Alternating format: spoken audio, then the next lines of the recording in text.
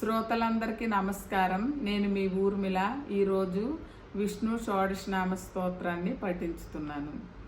ఓం ఔషధే చింతయేద్విష్ణుం భోజనే చ జనార్దనం శయనే పద్మనాభం చ వివాహే చ ప్రజాపతిం యుద్ధే చక్రధరం దేవం ప్రవాసే చ త్రివిక్రమం నారాయణం తనుత్యాగే శ్రీధరం ప్రియసంగమే దుస్వప్నే స్మర గోవిందం సంకటే మధుసూదనం కాననే నారసింహం చ పావకే జలసాయినం జలమధ్యే వరాహం చ పర్వతే రఘునందనం గమనే వామనం చైవ సర్వకాలేషు మాధవం.